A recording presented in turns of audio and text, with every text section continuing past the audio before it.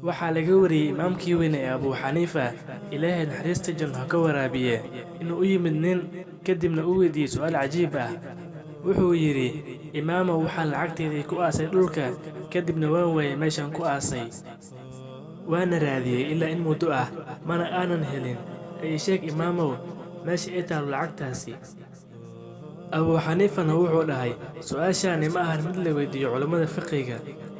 kadibna Abu Xaniifa muddo ayuu fikiray, wuxuuna ku yidhi ninkii, soo ma rabtid inaad heshid lacagtaadii, waa inaad tukataa salaad caawa ilaa inta ay qoraxda ka soo baxayso. ninkii wuu baxay, wuxuuna bilaabay inuu tukado salaaddii. hase ahaatee markuu tukaday dhowr ragco ayuu xasuustay meeshuu ku aasay lacagtiisa. kadibna intuu ka baxay salaaddii ayuu soo baxsaday lacagtiisa. subaxii ayuuna u yimid Abu Xaniifa, wuxuuna ku yidhi, Ilaahay khayr ha ku siiyo, sidee ku ogaatay inaan helayo lacagtaas? wuxuu yidhi imaamkii, waxaan ogaa inuusan ku ogolaanaynin shayddaanka salaad dheer oo uu ku xasuusinayo si uu kaga mashquuliyo salaadda.